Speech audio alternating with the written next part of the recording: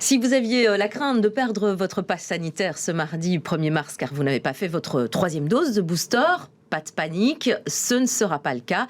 La troisième dose reste encore facultative. Le ministre de la Santé, Frank Vandenbroek, a annoncé hier que le processus législatif très long ne sera pas terminé au 1er mars, donc impossible de changer les règles à temps.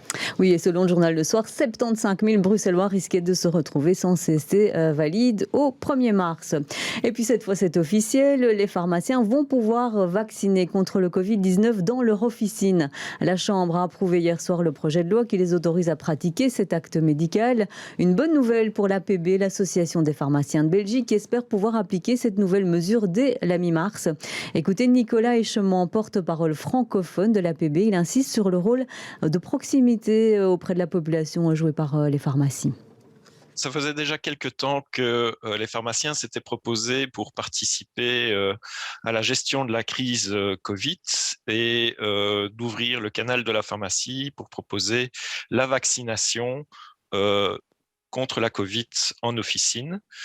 Et donc ici, les pharmaciens sont autorisés maintenant à pouvoir vacciner au sein des officines. Ça permet évidemment de donner un choix en plus aux patients, de peut-être atteindre des gens qui ne savaient pas se rendre en centre de vaccination ou qui n'avaient pas de médecin généraliste. Vraiment, l'essentiel, c'est que c'est la disponibilité et des pharmaciens, puisqu'avec les heures d'ouverture des pharmacies, les gens peuvent plus facilement se rendre en officine. Et puis le réseau, on compte quand même 4700 pharmacies à travers le pays.